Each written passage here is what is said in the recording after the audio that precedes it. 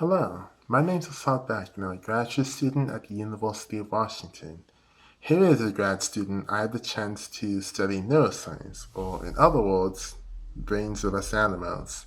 It's really nice because by studying, being able to look at brains, you really start to understand and appreciate just how different people are, but also how similar they are to one another. I mean, we all have brains.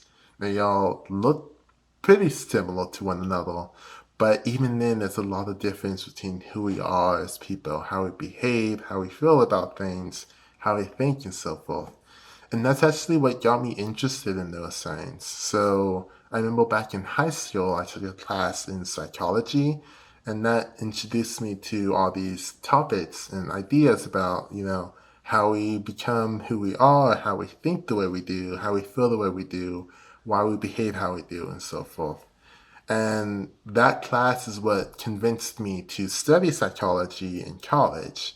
And so over those 4 years, developed an interest in being able to understand a little deeper on what is it that causes us to behave how we do and why we do. And that's what led me to neuroscience, being able to look at brains and see how that causes us to act the ways that we do.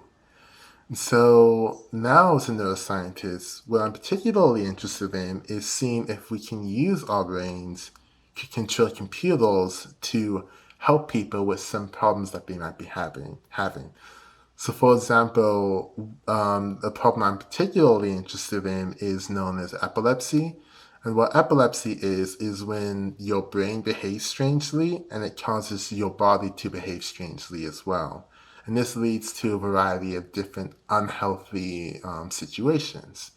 And so, in order to study this problem in my lab, we use mice.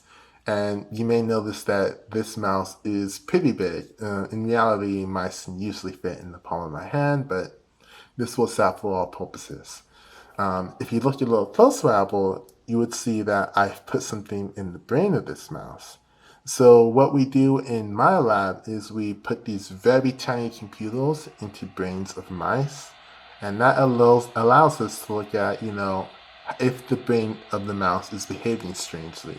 And if it is behaving strangely, that allows us to come up with ways to help the mouse's brain behave normally again.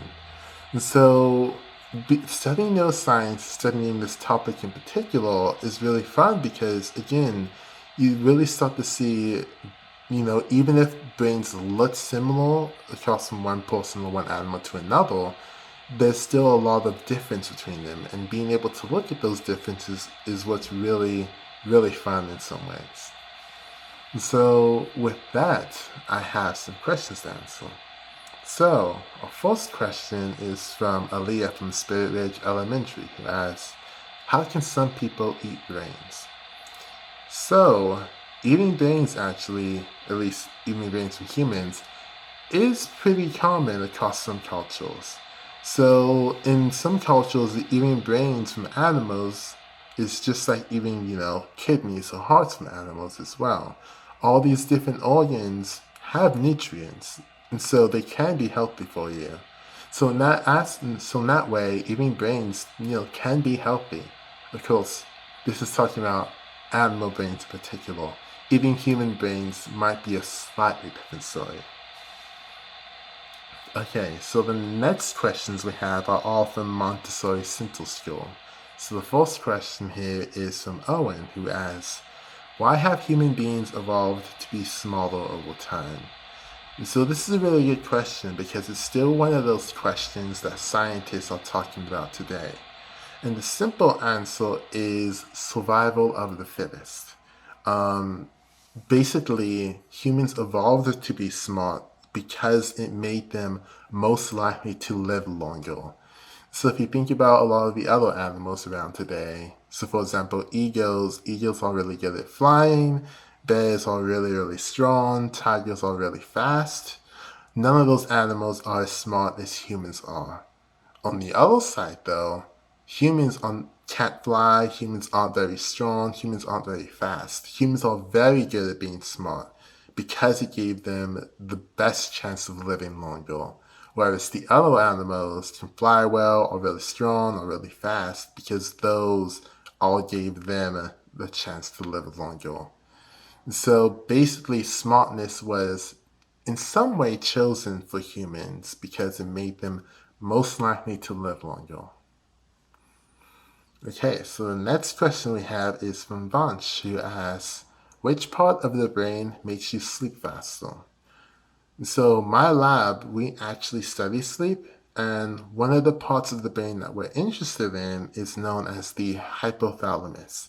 So the hypothalamus is a very, very small part of your brain. It's the size of a peanut, pretty deep inside your brain. And what this very, very small part of your brain does is it basically tells you how sleepy you are.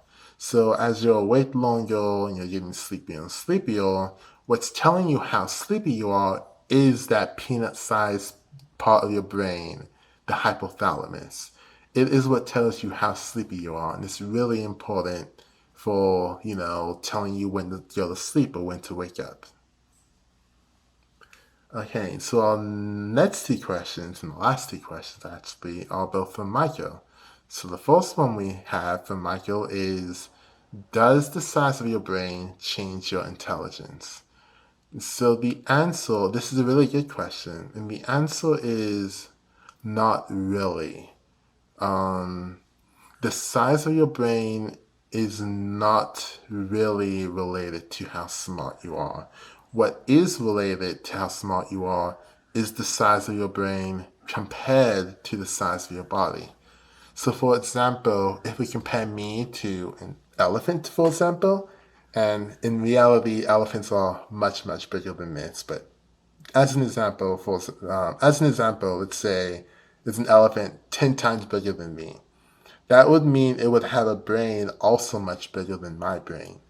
But elephants probably aren't smaller than me. I can't say, but I'm going to say probably aren't as smart as I am. And that's because the size of my brain compared to the size of my body is much bigger than the size of the elephant's brain compared to the elephant's body.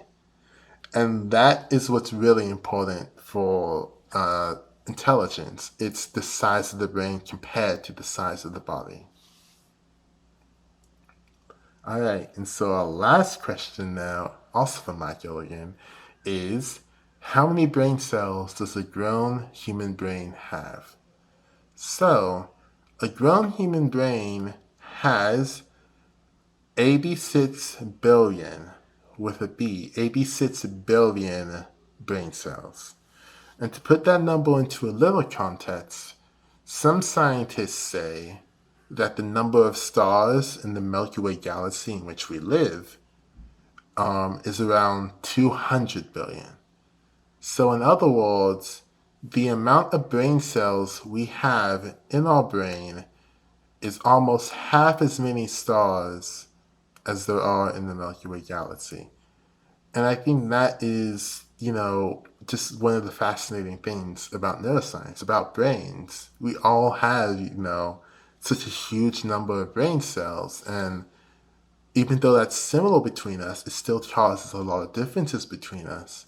And so I think this is what I really want to say as parting words about studying neuroscience, about studying brains, is to really appreciate those differences between us. It's not only what makes us similar, but it's also what makes us different from one another. And just being able to look at that and appreciate that, I think, is one of the best things we can really come to appreciate about being human, really. And that's what neuroscience is all about in some way. Well, except when you study animals, but it's still a little about being human. And so with that, I will say thank you for all your questions and, having me here, and goodbye.